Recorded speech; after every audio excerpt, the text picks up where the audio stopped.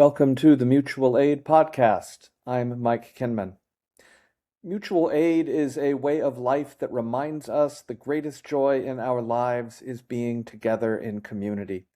And when we are in community, we share with each other as anyone has need, and we get to listen and learn from each other. And that last part is the reason I've started this podcast. Over nearly 30 years of ordained ministry in the Episcopal Church, I have met countless brilliant, inspirational people who give me different perspectives, who challenge and move me. This podcast is about deep listening to those voices. Sometimes it will be about an issue or event happening in the world, and sometimes it will just be a one-off conversation with someone who has intrigued or moved me. And because Mutual Aid is all about community, please let me know if you have any suggestions of people or topics that would interest you. My email is mkinman@gmail.com, and you can always reach me there. The first few episodes are likely to be a little rough around the edges as I'm still learning how to do this. And the good news is that this first series I am doing on the Voting Rights Act is 4 interviews you are not going to want to miss. Each one was powerful, moved me, and made me think in different ways. So let's get on with today's guest. Inman, and welcome to Mutual Aid. And this is kind of a new experiment for me of doing a podcast off of the Substack I've had, and really doing what I hope to do a lot with that, which is to really have it be a platform to hear from some of the most amazing people that I've had the privilege of meeting in my time on this planet. And so when something like this month's final gutting of the Voting Rights Act happens, it's one of these things that just impacts all of us. And at the same time, it especially impacts those among us whose franchise it was specifically designed to protect. I've heard a lot of reactions to the gutting of the Voting Rights Act, many of them excellent, and many of them very practical. And one of the things I'm learning is that in times of crisis, it's important not only to react, but to reflect.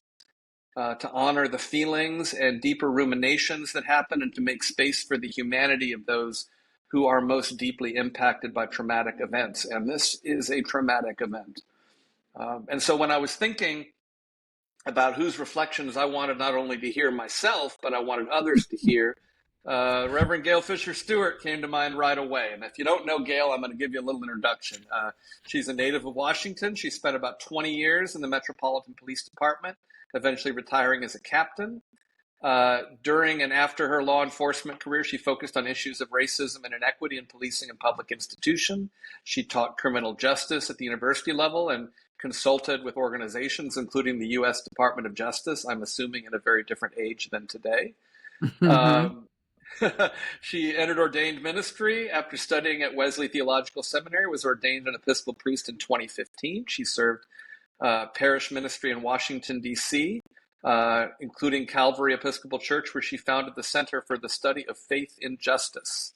She is a prominent voice in conversations within and without the church about race policing and the church's responsibility in confronting white supremacy. She is an author.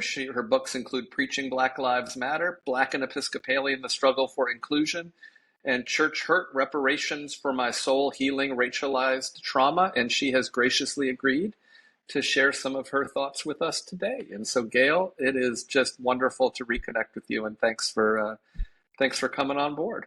It's good to see you. Good to see you in these weird times. Well, let's start off by sort of going back in time to a different time. And I'm interested, what is your earliest memory of the Voting Rights Act? And is there a story or two you can share of how the Voting Rights Act and the benefits of it has impacted you? Well, the thing about it, the Voting Rights Act, remember, I grew up in D.C., and so you didn't vote anyway. My parents couldn't vote until 60-something anyway in federal elections. And so, see, remember, we have a whole different story here in Washington. Right, yeah. Right. You didn't get to vote for without mayor. representation. Right. He didn't get to vote for mayor until the late 60s, early 70s. And so the Voting Rights Act, folks are going, okay, well, oh, let's try this, because every place else people could vote, but they were denied access to voting. And so that's the thing about the Voting Rights Act, is that no, since, we became citizens, kind of, sort of this country, we've had the ability to vote. We just were prohibited from voting. So that's how I see. This is just more of the same with voter suppression and, trying to eliminate um, same day voting, eliminating polling places, mail-in Hmm. ballots. It's more of the same. Hmm. It's Now, you just said more. since we became citizens, kind of, sort of, in this country. Say more about that. The 14th Amendment said that we were citizens, kind of, sort of, Yeah. right? Kind of, sort of. Because you're Yeah. not a full citizen unless you have the right to vote. So Right. we kind of, sort of had the right to vote. We just couldn't get to the places, or they were, how many bubbles in a bar of soap, how many jelly beans in the jar, or can you read this portion of whatever state constitution it was and interpret it, when the person who was asking you to do it didn't even know how to spell constitution, but they were white and we were Hmm. black. And so this is kind Hmm. of like more of the same of having this country, what is was intended to be in the first Hmm. place, ruled by rich white men. Right. And so once you get over the shock of what happened, then you go like, this is this country. Hmm. Between Nathan McCall in his book, Make Me Want to Holler, and Marvin Gaye, Make Me Want to Holler, Throw Up Both My Hands, you go like, okay, Right. I've done that. So now let's try to figure out whether or not we even want to make this country what we have really drunk the Kool-Aid into believing it should be. Hmm. And how do we do that? Yeah, I mean, it's interesting because, on one level, there's a whole section of the country that looks at supposedly the values that this country was founded on, and has this belief that we live into them.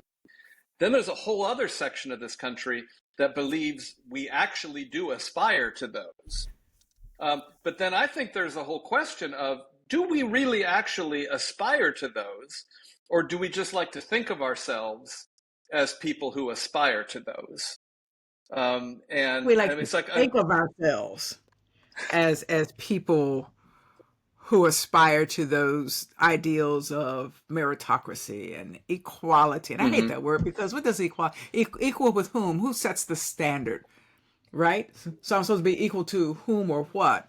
Um, mhm, but just being in a position where I am free to be all who God calls me to be, and other people don't put obstacles in my way. I'm not mhm, asking for anything extra. Don't want anything from you. It's just that mhm, don't put obstacles in my way. And so we've had obstacles just placed in our way all along. And we have to ask, like, for what reason? Like, what is it mhm, about this brown skin that makes white people crazy? mhm. And no Now one you've wants to seen answer that this. question, Well, right. right? Well, so what What do you is it think? What do about you this think? brown skin? Yeah. Well, what do you think the answer is? If you look at the history of this country and how this whiteness and blackness came about, I almost think that it's almost like a soul sickness, Mm, that if women are equal, and immigrants are equal, and black people are equal, and then what does that make me? Who am I? I don't stand out anymore. I'm not right. special anymore. So we have to keep putting up barriers to keep other people from becoming who they are, because then I'm just regular Joe Blow like everybody else, and I don't want to be regular Joe Blow. I mean, you think of the people who have money in this country, and if they didn't have money, who would they be? Mm, If they didn't have money, who would they be? mhm. But that's also a theological question. That Yeah, is that it. Well, it can be. I mean, but shouldn't the church? I mean, that's actually because you're a historian too. And shouldn't the church be the ones who are saying, "Well, we'll tell you who you are. You are a beautiful child of God. You are infinitely important as who you are, and someone else's importance does not infringe on your importance." But that's not what the church has taught. No, the churches don't because they want to maintain the institution. The institution is more important than Jesus, Mm-hmm. right? Well, absolutely. So we can't, Well, so like, people can't preach that. They won't preach that. They're afraid to preach it. If they preach it, they may mhm. get, fired by the vestry because we have this weird system, and So I've there's, heard. and there's minimal, little support from bishops, who Hmm. will tell you we don't have any power. Then I'm going like, then why do we have you if you have no Hmm. power? you know so you have Yep. all those questions that we preach. We talk a good word, but we don't put it in practice. The Hmm. number of people who haven't heard any of this from the pulpit because it's not an electionary, right? It's not Hmm. an lectionary. I don't preach it, as opposed to sometimes we just need to throw away the lectionary and preach what people need to hear, even if it's uncomfortable.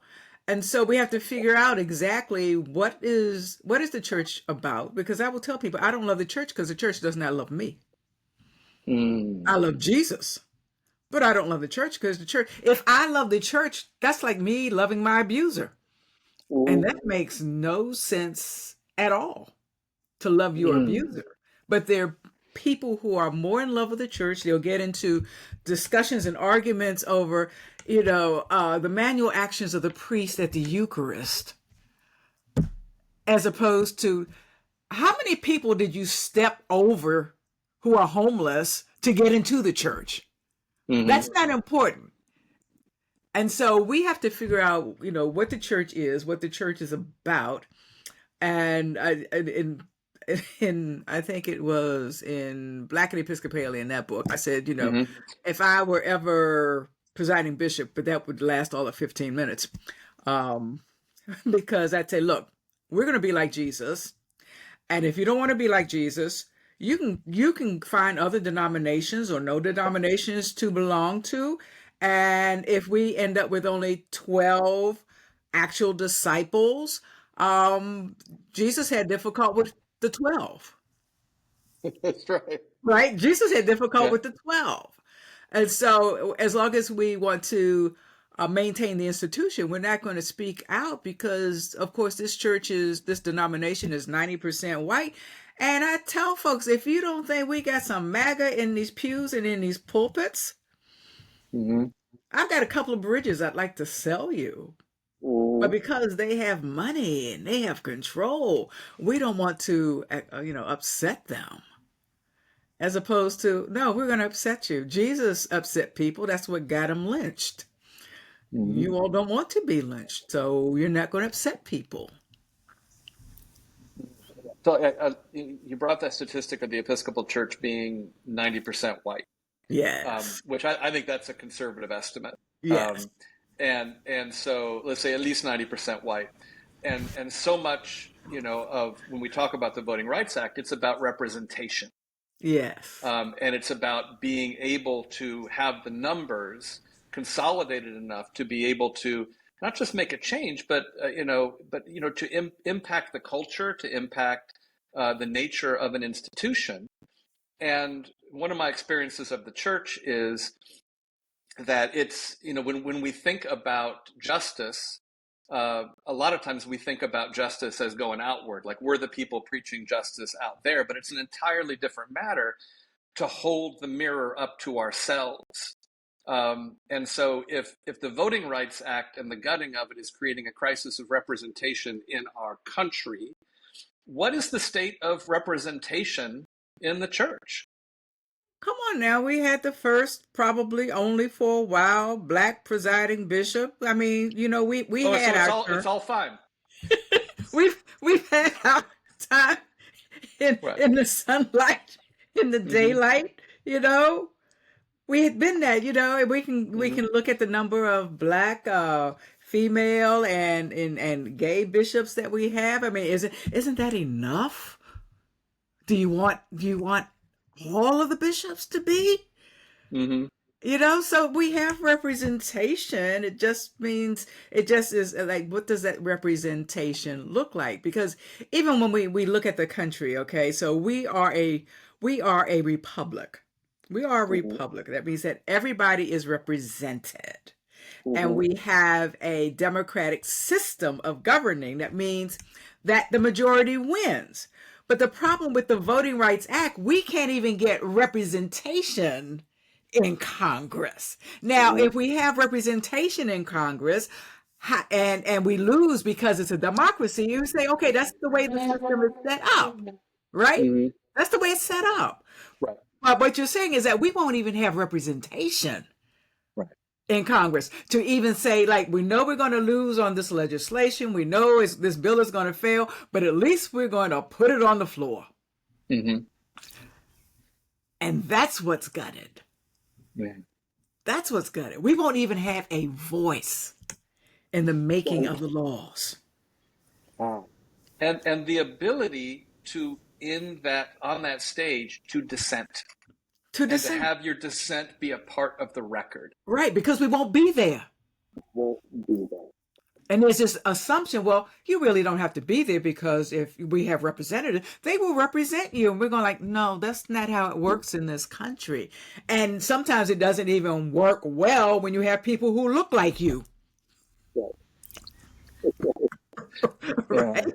So we can't assume, but that is that whole mindset that, okay, it's not about color, it's not about race, it's all fair, it's a level playing. And so anybody there, they can represent you. But no, you not really, because you, number one, you don't even know me. Mm-hmm. You don't even know me. So how are you going to represent me? Mm-hmm. I haven't even thought about this in terms of you being from Washington. And again, like the license plates, at least one point literally said taxation without representation, which I Oh, just thought was just the most amazing shade to put on a license plate. Um, oh. and I'm wondering, is there, being a Washingtonian, do you have a different and specific view on disenfranchisement? Well, I mean, I was born and raised in DC, but I do live in Maryland, so I kind of Right. See, straddle. right. Okay. Right, Yeah. right. But you have, taxation without representation still. I mean, Hmm. DC is a colony. It's run by Congress. We Hmm. may have a mayor, but the mayor has to answer to Congress, right? Hmm. So it's the last colony in this Hmm. country. Well, I guess Puerto Rico, and yeah, within this country. I mean, yeah, but it's yeah, Right, it's very much so. right. So, um, I'm interested in. I was listening to Otis Moss the Ah, third preach. I love yes. Otis. I love him. And he opened his remarks by saying sometimes something happens that make you want to speak in other tongues. And and it just is, and his have you seen his, usually does 5 minutes. He did 10 Just minutes on the five Voting minutes. Rights Act. Just 5 minutes, He yes. did, yeah, he did 10 minutes on the Voting Rights Act. He did, Right.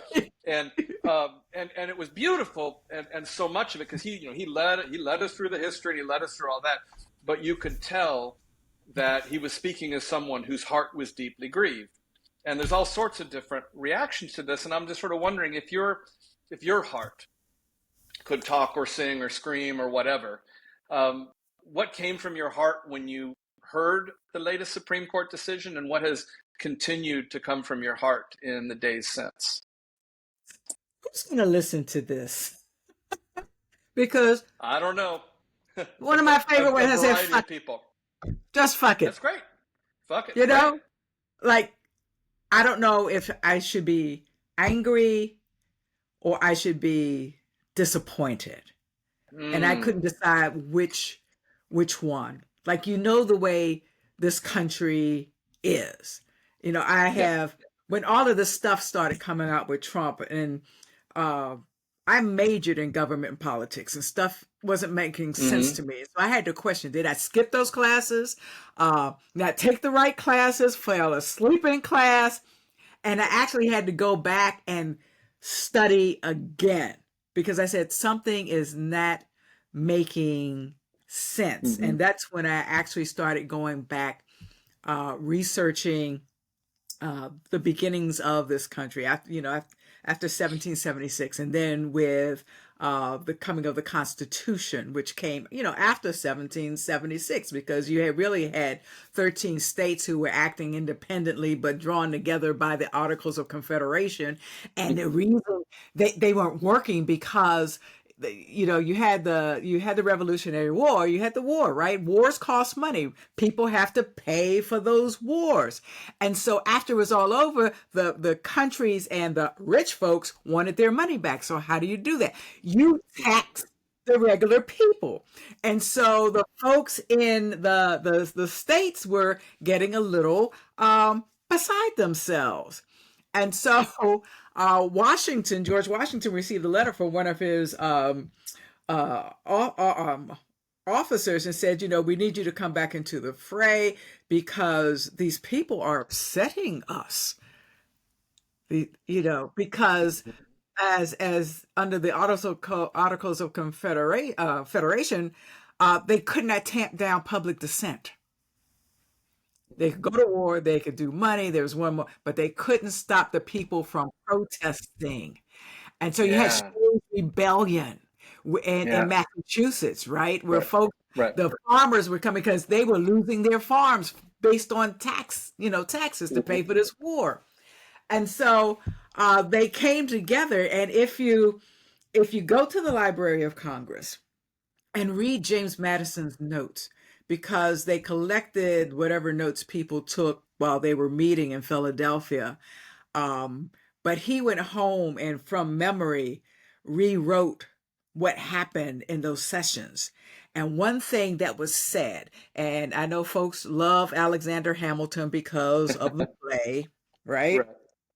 But he was one of the people who said, too much democracy is bad for this country because people will Mm. not want to invest in it. Oh, there you go. Too Yeah. much democracy is bad for this country. Why? Because the regular folks will go like, no, we don't want to do this. We're not Hmm. concerned with you all making hand over fist. And so when Hmm. you read those documents, you go like, okay, it was never set up to be what we think it should be. Never. It was supposed to be ruled by rich, propertied, white men. And, ooh. And so it's taken 250 years to get back to that. Hmm. And so the question we have to ask ourselves is, what do we do? Do we just accept it? Mm. Or do we do as they did? Because, it says whenever a government doesn't do what it's supposed to do, you have the right, you have the Right. obligation to start over all over Right. again. And so do we do that? And what is it that we want to do? Because, you and I keep this book with me, Uh-huh. right? Yep. Oh, Serge's book. Great. Serge's book. Blueprint for And, Revolution. Yes. and one thing he said in the book says that you need a goal. Hmm. You need a goal. We Hmm. don't have a goal right now. The goal is not to get rid of Trump. That might be an objective, a Right. task, but we don't have a goal, a stated goal that everybody, regardless Hmm. of class, regardless of race, regardless of gender, can coalesce around and say, we like this goal. Now, what do we need to do to achieve this Hmm. particular goal? One might be, okay, we need to reinstate the Voting Rights Act. Okay, that's fine.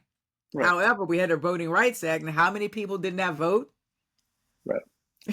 Right? And what options were they given when they did? And what options were they given? And so for some people, it might be, we need everybody to do something. And so Mike, I know your plate is full. Your plate is full, but I know you know two people who did not vote. Right. All we That's want you right. to do is talk to those two people this time. And then you don't have to do anything else Right. because we know you can't handle any more than that. Right? And so Yeah. we have to figure out what the goal is. And if we want to involve the church, what that goal will be for the church, I'm not sure because the church is risk averse. It is Yeah. not going to risk the institution, Mhm. but we need to decide what the goal is beyond getting rid of Trump. Because I say, you'd have to take out the whole line of secession and then some, Right. right? There are just too many people propping him up. He's really the puppet. There are too many hands manipulating him. Mhm. And so if we want to have a country where people are free to be who God has called them to be Mhm. and are able to share in God's bounty, Mhm. what do we need to do that? Mm. What do we need to do that? How do we make that a reality? Mm. God, we could go off in so many different directions from this. This is great. And what just chopped into my mind is, I don't know if you know Rabbi Sharon Brous. Mm, Um, yeah, Sharon's wonderful, and I was talking with her once, and she pulled out. She actually preached a great sermon on this as a piece of midrash. And I'm going to get this wrong, but the essence of it is this idea that you can't repair a house that is built at the foundation from rotten timber. Um, and so the issue that comes up to me as you talk about this, as we have this conversation, is is this about taking the existing system and saying, okay, can we continue to evolve it and fix it? Right now, it feels like the goal is let's get back to the way things were, which to me, that's not a goal. no, Um, no, but is this, and you and I have had conversations before about what the word reform and reformation means. right. Does it mean trying to fix the house that's with the rotten timber, or does it mean dismantling it and building something new? And so, I mean, as we think in those terms, what do you think? We need to break that word down. You and I have talked about it. Okay, reform. Okay, no, we Right. need to reform. Reform. We need to reform, which means we take it down to the studs. You know, Mm-hmm. you live in a house for a while and you have tweaked it, you have remodeled, you have fixed this. We come in one day and say, this is not working anymore. We need to take it down to the studs. And if the studs are good, we'll use the studs and we will rebuild. If the studs are no good, we just knock it all down. Mm-hmm. And so we have to recognize that it was built on sinking sand in the first place. And for me, it's like putting new icing on a stale cake. Eventually, that icing is going to go bad. That's right. It's going to look pretty on the outside for a little while, Mm-hmm. but don't cut into that cake because the Mm-hmm. cake is bad. And so, what would that take? Would it be done in our generation? I don't know. But at some point, we have to say we're at least going to make a stab at it because there are generations coming after us. And do we want them to go through the same thing? I'm looking at my grandnieces and nephews, and they will have fewer rights than I have. I have more rights than my parents. Mm-hmm. They will have fewer rights than I have. And something is wrong with that. Something is wrong with it. I Yeah. look at my niece. Okay, so she could vote at 18. She's 33. So how many years has she been a full citizen of her Mm-hmm. 33 years? Right. Right. Right? Because if you don't have representation, if you don't have a say, even though your say may not go anywhere, you're not a full Mm-hmm. citizen. And Mm-hmm. unfortunately, in this country, Black people were never meant to be full citizens. And if you listen to Mm-mm. some of the ministers, Hegseth's minister, they want to repeal the 19th Amendment. Women should have no vote. Um, RFK Jr. would say, people are unbabied or some stupid thing, you Right. know, unbabied, like. Right. Yeah. So, wh- how many categories of people do you dismiss and get rid of before all you left are the rich, white, Mm. moneyed men? Mm. And they are in charge of everything, to include the church, because then they will finance the church, however the Yeah. church is. Mhm.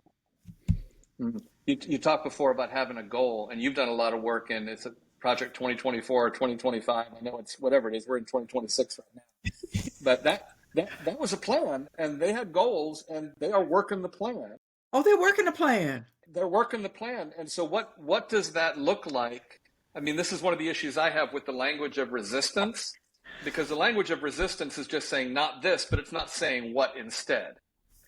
And so what would if we were to have a truly gospel based, a truly Jesus based project, insert year here, what would that look like?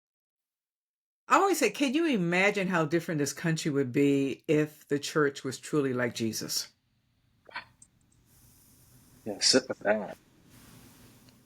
If the church was truly like Jesus, that we're going to call out everything that does not look like Jesus. And we're going to call it out from the pulpit, because people, unless it comes from the pulpit, people don't really buy it. You can have Mm-hmm. breakfast forums, you can have Sunday Right. school, but unless it's preached from the pulpit, folks don't take it seriously. And so suppose we said, okay, well, for example, the Episcopal Church, we're gonna have a year of, we're gonna preach truly Jesus.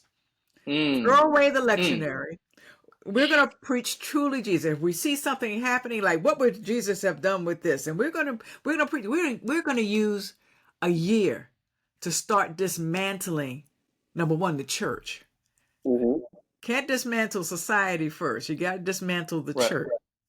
And we're going to use a year. And we're going to get this church to look like Jesus. And then we can talk to the people outside the church. Mm-hmm. Right? But that takes courage, again, risk. And the church is risk averse, because just like democracy was bad for capitalism, Jesus is bad for capitalism. Jesus is so bad for So capitalism. bad That's for right. So capitalism. bad. And the church is all up in capitalism. Mm-hmm. Mm-hmm. Everybody's got a capital campaign. What is that? You're raising money for what? Mission or the roof? Mm-hmm. Right? I mean, how Mm-hmm. many churches are sitting on endowments for a Right. rainy day? And we go like, rainy day has passed. Look out the window. Right. Yeah. It's a tsunami. What are you saving it for? And how we could really make a difference in this world and people's lives if we stopped hoarding, stop being like the world. Because you tell me why someone needs hundreds of billions of dollars, you'll never be able to spend. So what is the purpose other than that means I'm somebody? Right. That means I'm Right. somebody. And so to Yeah. have those conversations and to have the leaders of the church say, this is what we're going to do. And if it offends you, if you don't like it, you can go someplace else. There are plenty of Mm-hmm. places. Go There's start your plenty. own church if you want to. That's right. You know, but we love the institution as opposed to loving Jesus. We say we love Jesus, but we don't. We like to worship Jesus. We don't want to follow him because he takes us to the cross, Mm-hmm. and we don't want to get that. I remember writing a paper that cross is heavier than you think. Yeah. Yeah. Yeah. And there's this amazing way that if we carry that cross together, Yeah. I mean, that's where Jesus said, "My yoke is easy and my burden is light." Is when we find community in following Jesus, not as an individual act, but we follow Jesus together. It is light. It is full of joy. It is amazing how liberating it is.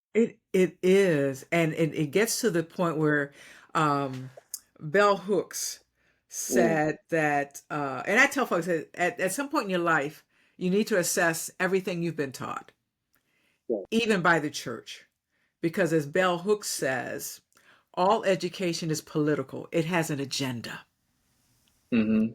even in the church. So have we been taught by the church to also be risk averse? You come in Mm-hmm. on Sunday, you worship Jesus, but we don't really teach you how to follow Jesus and what that looks like. We talk about Mm. discipleship, but we don't do discipleship. We do charity. Yeah. And charity is about us. How Mm-hmm. many people we fed? How many people came into the church on a cold night? We make people dependent on us as opposed to using our resources so that they don't need us anymore. Mm-hmm. They don't need us anymore, Mm-hmm. right? And so we need to rethink what we've been taught about the church. And I say, we every Sunday we say we profess. Our profession of faith is a Nicene Creed, right? It's our statement of faith. There's Yeah. nothing in there about Jesus's mission. It's a comma. Yeah. There's nothing in there. So if you Yeah. start talking about Jesus, well, this is what we say we're about. Right. I believe, I believe, I believe. It doesn't say anything about doing. Right. Right. So how do we tear that down so that we can reform it into what we Mm. need to do for this world? Or else we just say, fuck it.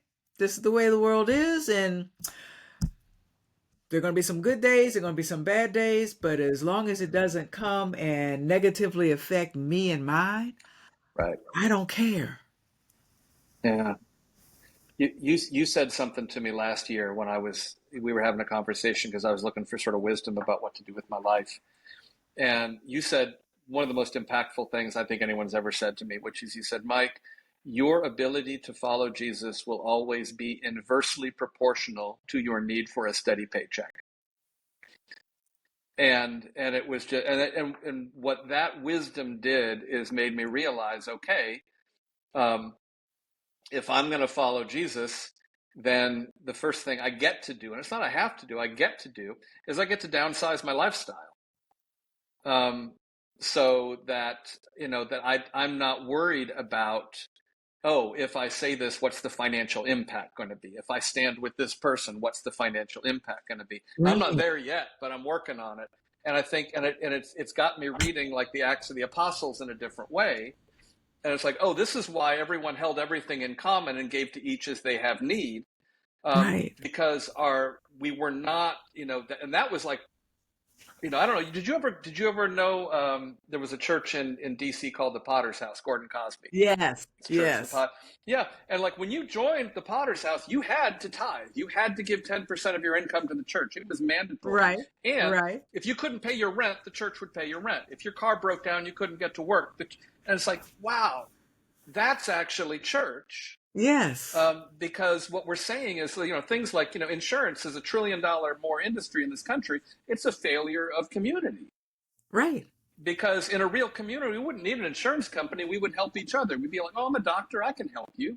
Oh, I can do this. And Right. that's when I think about, if, is this, do we keep tweaking this system, or, I've been reading a lot of Octavia Butler, or rereading Octavia Butler recently. And, Right. when she wrote things like Parable of the Sower in the 90s, people say, well, how did you get your vision of what happened in the 2020s? She said, well, I just fast forwarded 30 years with the problems of today as if we did nothing about them. And she Right. was pretty close. She's pretty But what she close. found was it's a story of many things, but part of it is it's that the coin of the realm is loving relationship in local community. Right. And how can we do that? How can we do that? Which, that sort of sounds like that's what the church should be. Oh, but that's socialism, isn't it? Perhaps, yeah. So that's good. It's like it's like my son is in Barcelona right now. He's in Spain, Mm, and he pays like €50 a month for access to national health care. yeah, And I'm just yeah. like, it's like, anyway, we could, oh my God, I could talk to you for hours. We could do, do this forever. I wanted to sort of say, it's like you have actually felt disenfranchisement on many levels, as you've said, not just in Washington, as a Black woman in America and in the church. I check all the boxes of franchisement. And so, like straight, white, educated, etc., cisgender American male. If you could tell people like me who have never felt disenfranchisement, one or two things, what would you tell us? Give up being white. I Okay, don't tell even me need how two I. things. Okay, no, I would get no, just tell me how I do that. one thing. Give Because up you're not being talking white. about going to the tanning booth. No, I'm not talking. But when you, again, when you study the history of this country, the terms Yeah. white and black were created to divide people. I mean, if you Mm-hmm. look in the mirror, you are not white. You're not white. Yeah. It Okay. was Okay. created in the colonies to separate the 2% at that time Mm-hmm. from the indentured Europeans and the enslaved Africans because they were Mm-hmm. together. I mean, that's why you had Mm-hmm. Bacon's Rebellion. They go like, we're doing all the Right. work and you all are getting all the money. And so Right. they convinced the Europeans, the rich Europeans convinced the indentured Europeans, but you're not black. You only have to do Mm. this for 7 years. They're going to have to Right. do it for the rest of their life. And, maybe one day you can be like us. And they drank Mm. the Kool-Aid. So the thing is to give up being white. And folks say, well, then what am I? Well, how about human? Yeah. How about So how really, you're about going to human? liberate yourself from whiteness. That's liberate yourself from whiteness, from a term that was Yeah. given to you to Mm. divide. And then somebody would come, but you're black. And I say, yeah, but I chose to be black. Well, what do you mean? I said, because on my birth certificate, it's a C for colored. And then I was Negro. And then I Yeah. was Afro-American. And then I was African-American. I just kind of stuck with black because, again, the term black was a term to Mm. disrespect. Because when I was coming up, if you call somebody black, you were going to get a beat down. And white Mm. people used it to deny our humanity. So during the 60s, we took it back. Like, you may call me black, but you will never ever hurt me with it again. Mm. So there's a difference between calling yourself black and calling yourself white. We said, no, you will never use this word again to hurt me. And in some ways, with young people using the word nigger, right? Oh, how can you use that word? They're saying you will never ever hurt me with this word again. Because that word also was created by white people. So Mm. you can call me that, but you won't hurt me with it. Mm. Right? And so taking power back. We can call ourselves American as long as we understand what that term is, but how about human? How about human? We're human. We just got different shades. But then who's in power if we're all Mm. human? Okay? That whole power Mm. thing comes back Mm. because it's interesting. I don't know if you watch Bridgerton, right? Do you watch? No, I haven't seen Okay, Bridget. so No. so Bridgerton is England in the 1700s with Yeah. the first black queen, okay, Queen Charlotte, and so you Mm-hmm. have this caste system, this in society, but you have the blacks who have been able to come into the ton because of Queen Charlotte. And I said, and I've been watching this on its fourth season now, and then this last season it dawned on me. I said, my God, the black people are treating everybody else like they were treated, but now they Mm-hmm. are part of the aristocracy. But they have turned Mm. around and are treating people as they were treated. Mm. because that's what Mm, that power does. I'm one of them, mhm. therefore I must treat you as I was treated. And so we have to figure out, how do we just be human without denigrating people, Yeah, how do we break without that looking cycle? down. Do you know Resma Menachem in his Yeah, book My Grandmother's Hands? Yeah, he talks about that. He talks about, again, the sort of indentured servants that you speak of in Bacon's Rebellion, ended up revisiting the trauma that was visited on them, on yeah, Black and Indigenous people in this country, and it just continues the cycle of just it doing does. violence to ourselves and each other. Right. And The so, and trauma. again, it's sort of like, wow, that's something the gospel really could, you know, if we had a church that, I mean, we sort of have an app for that, for breaking that cycle, Right. and for reconciliation and healing, or conciliation, as you would say, and healing Yeah. is like, how do we come together and heal from the trauma instead of continuing to revisit it generation upon generation upon generation? That's true. And again, it begins with the church, because you have your well-resourced churches who all get together, once a Mm-hmm. year. And I don't, you know, Right. because I'm Yeah. not from a well-resourced church, I don't go, That, that's you right. know? So we have a caste and a class system within the church too. Amy Butler, who used to be the pastor at Riverside Church, started a nonprofit called Invested Faith. Mm. And what she discovered is that faith communities in this country, and I forget how many trillions of dollars in income and assets Oh, exist in yeah. faith communities, but it's and it was just this. It really, she started this with a question of what would happen if we took all that money and used it. I'm not even just here for the gospel, because this is all faith, but used it for the loving, just purposes that bind most faiths together at their core. Mm-hmm. What would happen if we would do that? Mm-hmm. And instead, she may have used this, or someone else used this idea. It's like, we're, in this country, we spend something like $500 billion on end of life care, medical care, life prolonging care in the last 6 months of life, and no one gets Right. better. Right. And that's what the church is doing with our Yes. resources. We're perpetuating a dying institution, instead of saying, in the same way that families get bankrupted by medical debt and by medical bills in the last 6 months of life, could we use that for a legacy of gospel justice?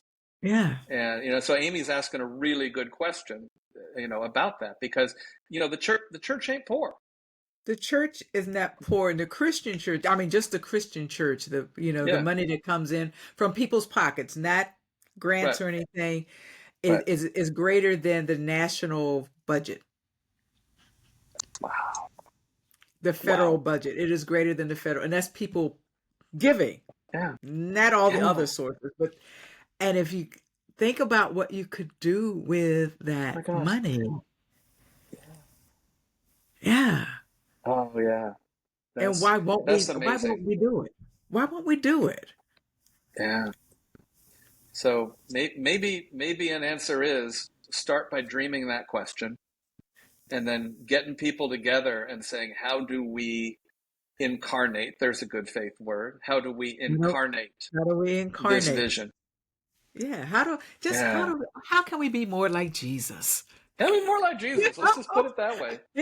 How can we be more like Jesus? I Can we mean, be more like Jesus? that's what we're supposed to be, but Mm, Jesus is really over in the corner, mm, going like, mm. I'm over here, like, no, you're not dressed right. So, I mean, Yeah. we think about Jesus and the second coming, he's coming back, and we've been programmed again Hmm. about how this is supposed to look when Jesus comes back, right? Right, right. Supposed to be trumpets and da da da da. I said, Jesus could actually be here, but he's in a hoodie. Hmm.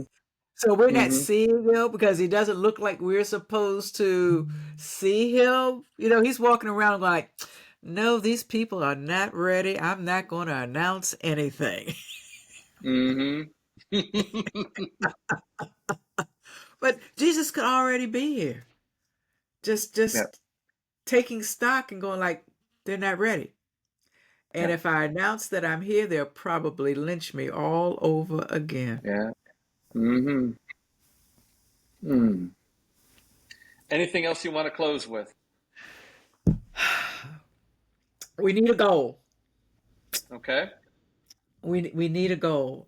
So either we're going to make this country into what we have been taught it should be, Mm-hmm. or we're just going to let it die because all empires eventually die. Amen. Well, here's to Amen. having a goal. Let's dream it Here's and to having a let's goal. incarnate Let's it and dream let's it. do it together. Let's dream Okay, big. Gayle, let's dream big. Thank you very much. And Thank just you. Thank you. let's just keep on keeping on. Thanks a lot. Blessings.